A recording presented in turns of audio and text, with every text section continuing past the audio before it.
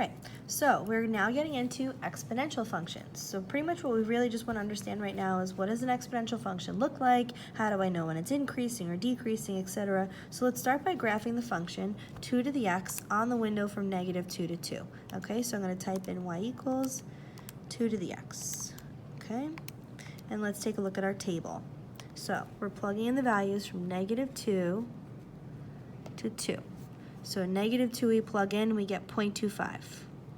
-1 we plug in, we get 0.5. 0 we plug in and we get 1. 1 we plug in and get 2. 2 we plug in and get 4. So let's see what happens when I start graphing this. -2 comes out to be 0.25. -1 is 0.5. 0, 1. 1, 2. 2, 4. Okay, so here's what makes exponential functions special. Kind of looks like it's half of a parabola, but it's not. It does have like an increasing slope, that's why they look similar. This has an asymptote, okay, of y equals 0, aka the x-axis. It will never touch the x-axis, okay, so that's interesting. The domain is going to be all real numbers. As I go forever to the right and forever to the left, I'm going to be able to plug in a number and I'm still going to get an answer for when I get 2 to the x. However, those answers I'm going to get are only going to be values that are positive. I'm never going to get a negative answer, and it's never going to touch the x-axis, so it's never going to get to 0. Therefore, my range is going to be y is greater than 0. Okay? So that's really important. Now, what happens if I switch this to be, let's say, 1/2 to the x? So 1/2 to the x. So instead of having 2 to the x, I have 1/2 to the x. What's the major difference? With 1/2 to the x, so let me put that right here, 1/2 to the x, I get the same exact shape. I still get that asymptotic behavior with an asymptote of x-axis, a domain of all real numbers, a range of y is greater than 0, but now I'm getting it so that it's now a decreasing function. Okay, so the biggest thing is you look to see, is this a number bigger than 1 that I'm increasing? Is this base a number that's less than 1 that I'm decreasing? So as we look through the examples that I have below, they're asking us to get a state domain, range, y-intercept, and see if it's increasing or decreasing, and a sketch could be helpful. All right, so you look at what's the base of the exponential term. Since 3 is bigger than 1, that's how you know that it's increasing. Since 1/2 is less than 1, that's how you know it's decreasing. Since I have this 5 that's greater than 1, that's how I know that it's increasing. And now we're going to see what happens if I, start to shift it and how the domain and range changes. The good thing is the domain for all of these is going to be all real numbers for all of these exponential functions. That's not going to change. What's going to change is the range. So as I take a look at this example, I have some sort of an exponential that's being shifted up 1 unit. So if you think about the graph we just drew, okay, this increasing exponential, but it's now shifted up 1 unit, that means the asymptote shifts up 1 unit with it, and so now this is going to have a range of y is greater than 0. Not 0, I'm sorry, y is greater than 1. The fact that we're shifting everything up 1 unit, the asymptote is also going to shift up 1 unit with it, so y is greater than 1 is going to be the range. Okay, for the next one. As you take a look, this is a decreasing function that's been shifted down 2 units. So go down 2 units. There's your new asymptote, decreasing like this. Okay, so now I'm going to have a range that is y is greater than -2. And then last but not least, shifted up 3 units. So I'm going to have a range that should be y is greater than 3. However, this negative reflects it over the x-axis. So I'm going to see this exponential get reflected and shifted up 3 units. So it's going to look something like this. So I'm going to have y is less than 3. That's kind of a challenging one. And honestly, if you graph in your calculator, I think you should do just fine in terms of identifying the range of a graph like that. I think these are the ones that are the biggest, and identifying if it's increasing or decreasing. Okay, so when it comes to solving exponential equations, the main idea is that you want to get both sides to have the same base.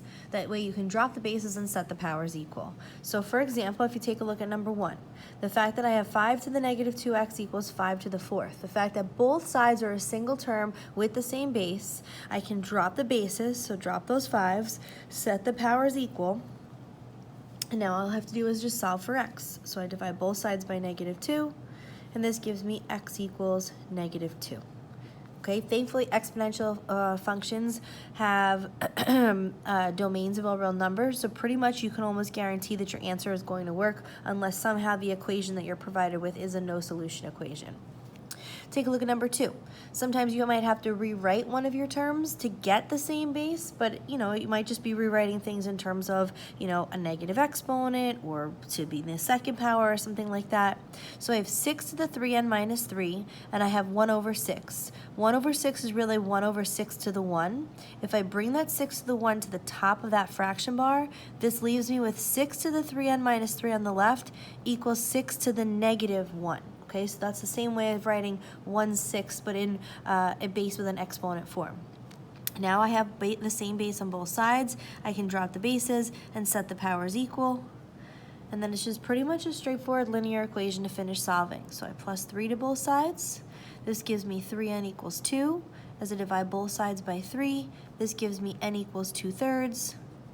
And if you ever want to check yourself, all you need to do is take that 2/3 and plug it in. So you do 6 to the 3 times 2/3 minus 3. And then if you do 1/6, you can see they come out to be the exact same value. That's a very easy way to check yourself with these problems. So unlike just writing 1 over 6 to 6 to the -1, sometimes you have to actually sit there and think about what would be the base I would use, how would I raise that to a specific power. So I have 2 to the -2x plus 1, and I have 64. I obviously want to get 64 to be 2 to a power. So I might have to sit there and be like, okay, 2 to the 3rd, 2 to the 4th, 2 to the 5th, 2 to the 6th, and there's that 64 that I was looking for. So I'm going to rewrite this as 2 to the -2x plus 1 equals 2 to the 6th. That way I can drop those bases, set the powers equal, and the rest follows through like any of the previous problems. Minus 1 from both sides, so I get -2x equals 5. Divide both sides by -2, and that can give me x equals -2.5 or -5 over 2. It honestly doesn't make a difference. As long as the value that you're getting is a nice decimal, like this one is -2.5, that's fine if you leave it as a decimal. However, something like 2/3, you'd have to leave it as a fraction because 2 divided by 3 is 0.67, like 0.6 repeating basically, and that would not be an exact answer. If you take a look at number 4, not only am I going to have to rewrite 16 as 4 to a power, but I also have more than one term on the same side. So we need to think about exponent properties for a second. If you have x squared times x to the 4th, what happens when you combine those together? Well, you add your power so that becomes x to the 6th. So that's exactly what's happening in this example. You have the same base, you're going to be adding your power. So together, this becomes 4 to the 3x plus 3x plus 3. Okay, so again, you're adding your powers together. Try not to do too much in one step. Like try not to add in your head. Don't forget not to multiply. So then, that would simplify to be 4 to the 6x plus 3. On the right-hand side, 16 becomes 4 to the 2nd. And now that I have the same base, I can drop my powers and set my exponents equal. Drop my bases and set my exponents equal. So 6x plus 3 equals 2. As I minus 3 from both sides, I get 6x equals -1, and then divide both sides by 6, so x equals -1/6. By the way, you'll notice that you're getting a bunch of fraction answers. That's because these are designed to be able to drop the bases, but they're not always designed to be nice whole number answers. If you take a look at number 5, sometimes you have to rewrite both sides as the same number to a base. So for example, 27 to a power is not going to equal 81. So I have to find a common base that 27 and 81 both share. And if you sit there and you play with numbers, eventually you'll realize 27 is 3 to the 3rd and 81 is 3 to the 4th. So I'm going to rewrite 27 as 3 to the 3rd. Being raised to the 2x, a power raised to a power means they're going to get multiplied. So this would become 3 to the 6x. 3 times 2x. 81 is really 3 to the 4th. Okay, and as I do that, I now have the same base. Drop those bases, set the powers equal, and I would reduce this to a fraction in lowest terms. Quick way to reduce, by the way, if you hit 4 divided by 6 and hit math frac, it'll give it back to you as a fraction in lowest terms. That's just for those people who might have a little trouble with fractions. Okay. So last but not least, number 6. got a little bit of rewriting both sides as the same base to a power, and then we can kind of get from there. So 1 over 10 is actually 10 to the negative 1. It's being raised to the n minus 1, which you might want to put in parentheses because you're going to have to make sure you distribute. 1,000 is really 10 to the third. And again, that's being raised to a power, so just make sure you're raising a power to a power. When you raise a power to a power, they get multiplied. In the case on the left-hand side, you're going to have to distribute that negative 1 to both parts of that expression. So this becomes 10 to the negative n plus 1. On the right-hand side, this becomes 10 to the negative 9n. You'll drop those bases, set the powers equal, and then you just have to finish solving. So I have 1 equals negative 8n. And that gives me n equals negative 1/8. Okay, so now we're getting into applications of exponential functions. And there's a couple of models that you should be familiar with, whether it's given a model, you have to extract information, or if you have to set up an equation for a specific situation. We have 3 different models you should be aware of. So if something is compounded annually, which means you're adding a percentage once per year, a lot of times you could think of this like, for example, for tuition. You only increase tuition once per year. This would be an example of using a equals p, 1 plus r to the t. This is also known as the basic exponential growth and decay model, though, so you'll see this used in situations where things are actually increasing more than once a year, but for the most part, it should be used for when something is increasing once per year. P stands for the principal amount, okay, or starting value, whether that's a population or money you're investing or something like that. A is the final amount, okay.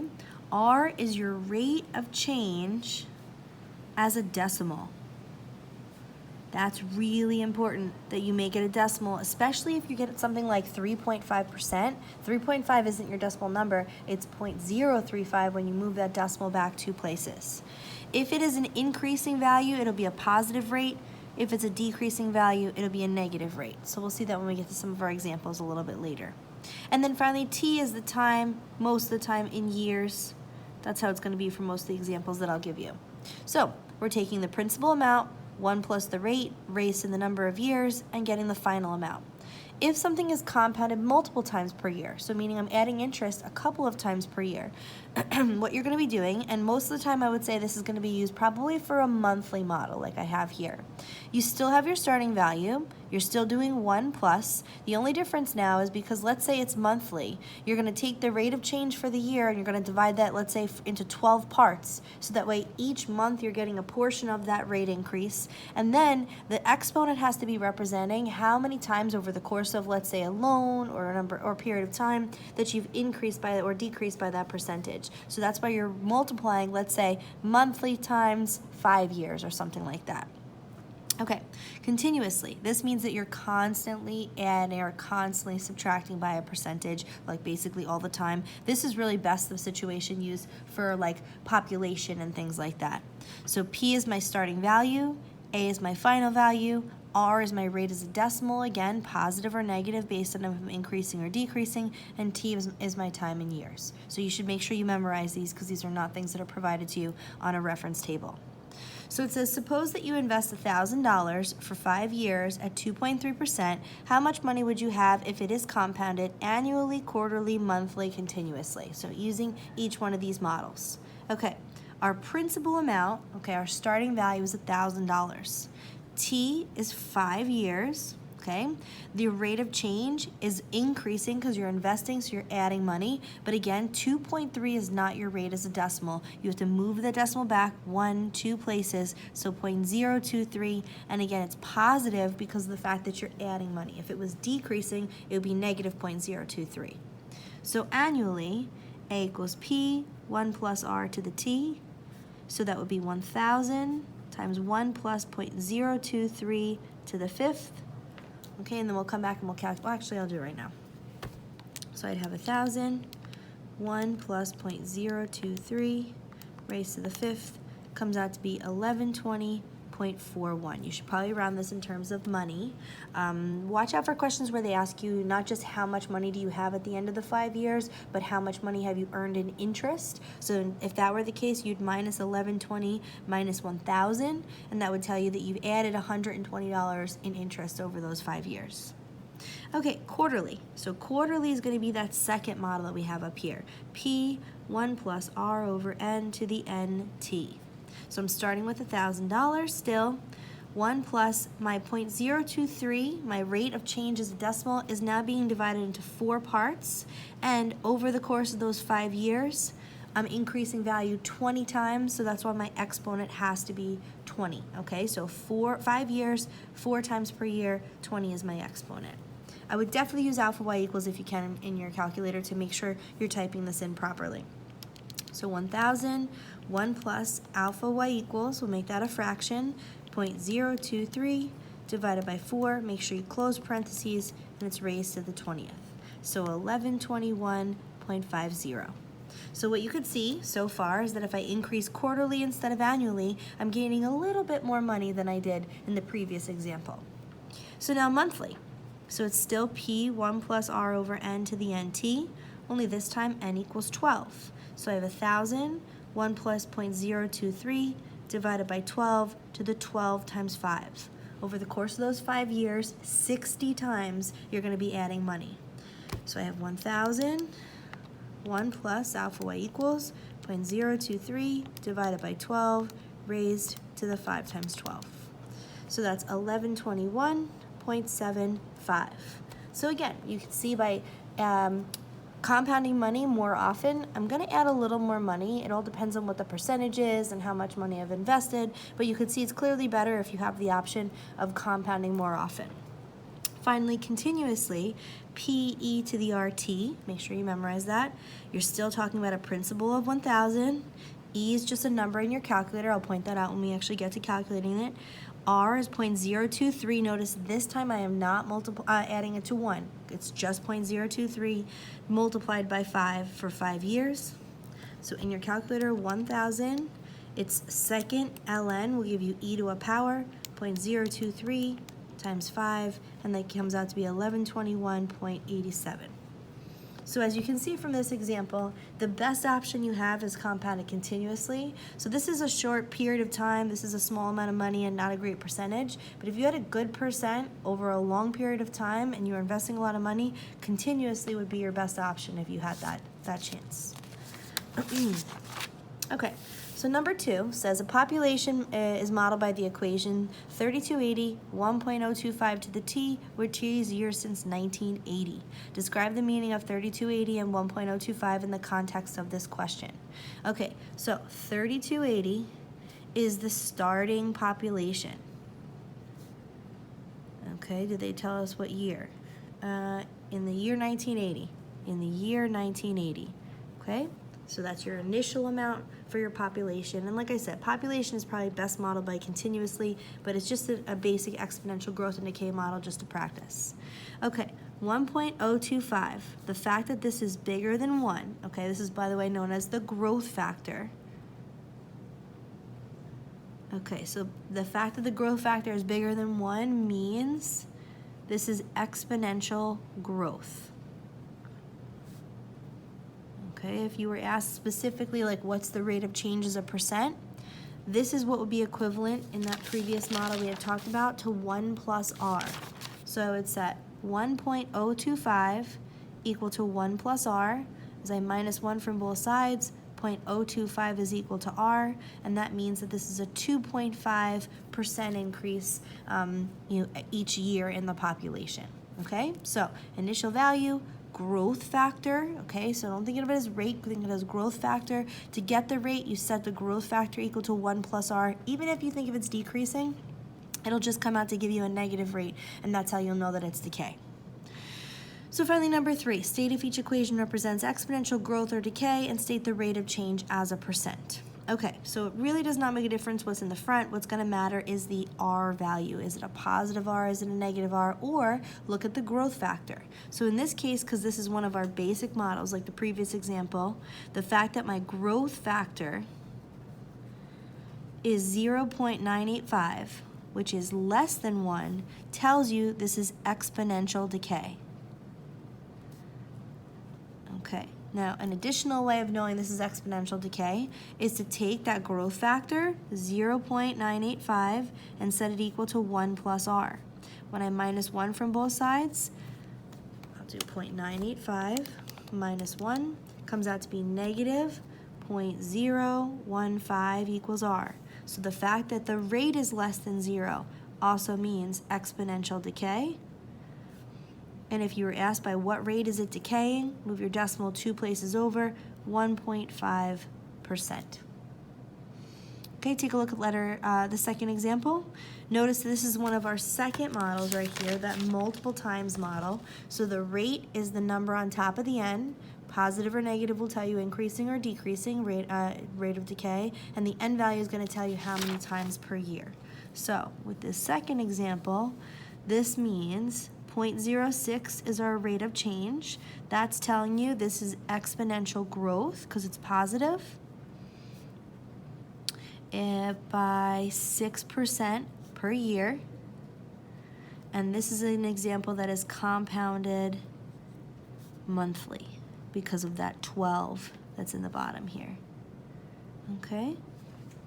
And then last but not least, this is an example of something that is compounded continuously. Okay, so that's like all the time, it's changing by a percentage. And specifically, because of the fact that this rate is less than 0, this is how you know this is exponential decay. Okay, it's decreasing as we go along. What's the rate of change? Move your decimal 2 places over by 0.2%. That's how much we are decaying each year in this situation.